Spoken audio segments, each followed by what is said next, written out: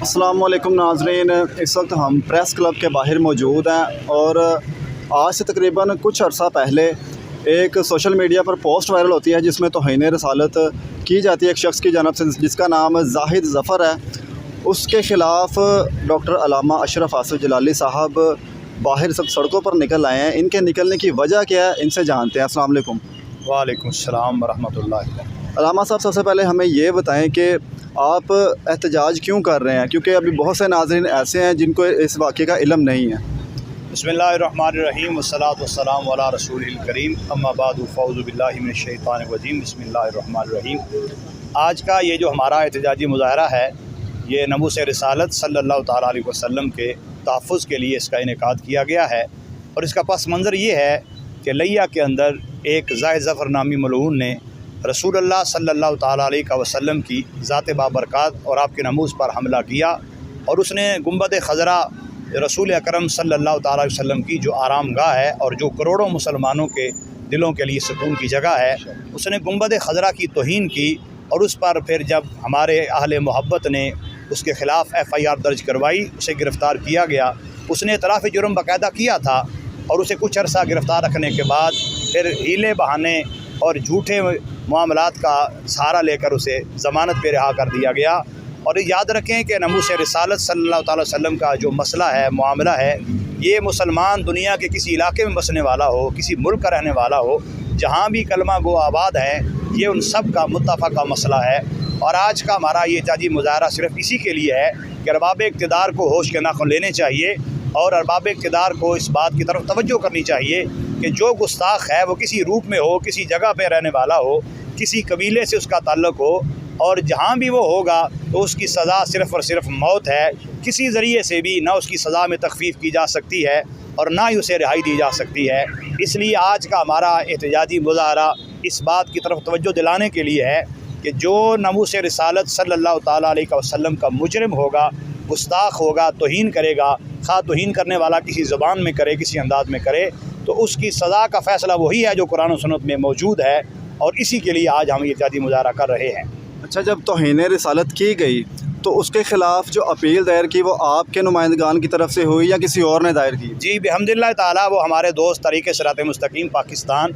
ज़िला लिया के अहबाब थे, जिनमें डॉक्टर उमर हफीज़ साहब और दीगर अहबाब थे, जिन्होंने ये सारा मामला जो है वो केस के एतबार से दायर किया। और इस केस को बड़े आसान अंदाज से लेके वो चल रहे थे, अहबाब मोहब्बत उनके साथ शाना बशाना चल रहे थे। लेकिन फिर हुआ ये कि अदालत ने मुख्तलिफ़ हीले और बहाने का सहारा लेकर उसको ज़मानत पर रिहा किया। अच्छा, उसकी ज़मानत की मेन वजह क्या उन्होंने सामने रखी कि इस बिना पर हम उसको रिहा कर रहे हैं? उन्होंने वजह ये सामने रखी है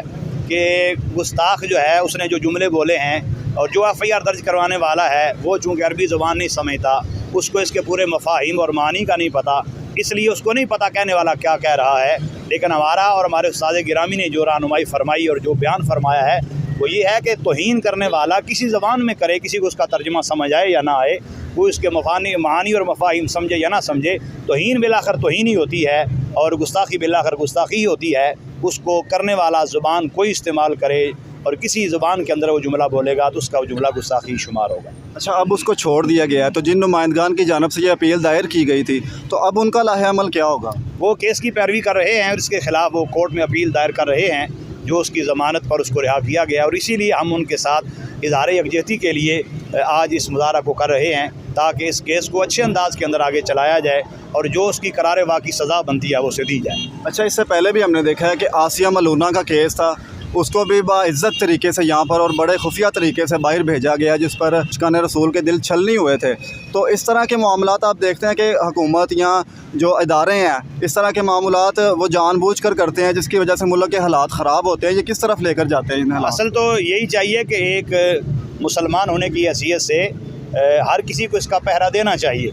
लेकिन इक़्तिदार में आने के बाद कुछ लोग फिर ये शायद भूल जाते हैं कि वो मुसलमान भी हैं कि नहीं, और इस तरह के इतने भी मामलात होते हैं फिर इस पर वो गैर ज़िम्मेदाराना रवैया इख्तियार करते हैं और शायद वो ये समझते हैं कि हमारी नौकरी या हमारे ये जो इक़्तिदार है, ये मामलात हैं, ये उस हैसियत से कहीं नऊज़ बिल्लाह ज़्यादा हैं حالانکہ یہ ساری چیزیں فانی ہیں، آج ہیں کل نہیں ہیں، کل کسی کے پاس نہیں آج کسی اور کے پاس ہیں۔ تو اس لیے سب سے پہلے یہ فریضہ، جس طرح ہمارے استاد گرامی کنز العلماء حضرت ڈاکٹر مفتی محمد اشرف آصف صاحب جلالی حافظ اللہ تعالیٰ اکثر فرمایا کرتے ہیں کہ یہ وہ فریضہ ہے جو انسان کی زندگی کی ہر سانس کے ساتھ اس کو ادا کرنا ہوتا ہے۔ اس کے ادا کرنے کا کوئی خاص وقت نہیں ہے کہ فلاں وقت ہو تو ادا کرنا ہے۔ ناموس رسالت صلی اللہ علیہ وسلم ایسا مسئلہ ہے جو بندہ مومن کی ہر سانس کے ساتھ رواں ہے۔ تو اقتدار میں آنے کے بعد کچھ لوگ شاید یہ بھول جاتے ہیں کہ یہ ان کا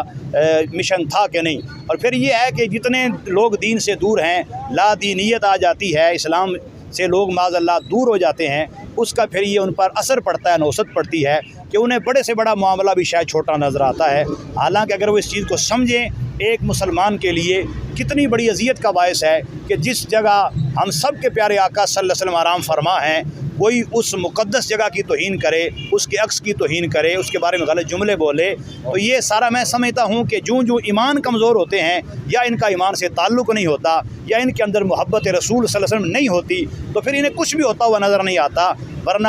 ایک عاشق کے لیے تو یہی ہے کہ سب سے بڑی چیز ہے کہ رسول اللہ صلی اللہ علیہ وسلم کی عزت اگر محفوظ ہے تو سب کچھ محفوظ ہے، اگر اس پر ڈاکہ ڈالا جا رہا ہے، توہین کی جا رہی ہے، تو پھر سمجھے کچھ بھی محفوظ نہیں ہے۔ اچھا، ہم نے اکثر دیکھا ہے کہ جب بھی اس طرح کے معاملات ہوتے ہیں، دین پر حملہ ہوتا ہے، تو سب سے پہلے لوگ کہتے ہیں کہ جی یہ مولوی ہر روز آئے دن سڑکیں بند کر دیتے ہیں، احتجاج کرتے ہیں۔ تو اس بارے میں آپ کیا کہیں گے؟ کیا دوسرے لوگ ناموس رسالت پر پہرا دینا ان کا حق نہیں ہے، یہ صرف مولویوں کا حق ہے؟ ناموس رسالت صلی اللہ علیہ وسلم پر پہرا دینا میں جیسے گزارش کر چکا، یہ ہر مومن کا حق ہے، لیکن آگے یہ ہے کہ سمجھتا ہے اس حق کو کون کون ہے اور کون اس کی طرف آتا ہے۔ اور میں یہ کہنا مناسب سمجھتا ہوں کہ لوگ اپنے لیڈر کی ناموس کے لیے دھرنا دینا شاید سعادت سمجھتے ہیں، سڑکوں پر آنا سعادت سمجھتے ہیں، حالانکہ وہ دنیاوی مفاد ہے، اس کا کوئی ان کو اس کے علاوہ فائدہ نہیں۔ مگر یہ جو مسئلہ ہے، یہ ایمان کا مسئلہ ہے، اس کے بنا ایک مومن زندہ رہ نہیں سکتا، اس کے بنا ایک مومن اپنے ایمان کے ساتھ متصف رہ نہیں سکتا۔ اس لیے وہ لیڈر کے لیے نکلتے ہیں اور ان کو وہ نکلنا مبارک ہو، اور جو بھی سرکار کے غلام ناموس رسالت کے لیے نکلتے ہیں،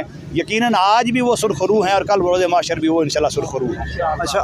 اگر دوبارہ زاہد نامی شخص کو گرفتار نہ کیا گیا، اس کے بعد تحریک لبیک یا رسول اللہ کا اگلا لاحِ عمل کیا ہوگا؟ انشاءاللہ پہلے تو ہم امید کرتے ہیں اور ارباب اقتدار کو متوجہ کر رہے ہیں، اگر وہ اس طرف نہیں آتے تو پھر جو بھی ہمارے قائد محترم، ہمارے استاد گرامی کنز العلماء حضرت ڈاکٹر مفتی محمد اشرف آصف صاحب جلالی حافظ اللہ تعالیٰ جو بھی رہنمائی عطا فرماتے ہیں، جو بھی حکم عطا فرماتے ہیں، چونکہ آج کا یہ احتجاج بھی آپ کی سرپرستی اور قیادت کے اندر ہی ہو رہا ہے، تو جو بھی آپ اگلے لاحِ عمل کا اعلان فرمائیں گے، اور آپ کے جو ہے وہ ہزاروں لاکھوں کارکن اس پر عمل کے لیے پورے ملک کے اندر جو ہے وہ تیار ہیں اور تیار رہیں گے، جو قبلہ حکم فرمائیں گے اسی کے مطابق انشاءاللہ آگے جا وہ کیا جائے۔ آخر میں آپ کوئی پیغام دینا چاہیں؟ پیغام یہی ہے کہ ناموس رسالت صلی اللہ تعالیٰ علیہ وسلم کا جو معاملہ ہے، یہ انتہائی حساس معاملہ ہے، اس کو بالکل ایزی نہ سمجھا جائے، اور بحیثیت مسلم اس کے پہرا دینے کے لیے انسان بر وقت تیار رہنا چاہیے، اور جو اس مشن کے خلاف ہے، اس کا باغی یا نعوذ باللہ توہین کرتا ہے، ایک مسلم کی حیثیت سے اس سے نہ کوئی تعلق ہونا چاہیے اور نہ رکھا جا سکتا ہے، اور بلکہ ایسے گستاخ ملعون کی سزا کے لیے مطالبہ ہوتا بھی رہنا چاہیے اور کرتا بھی رہنا چاہیے۔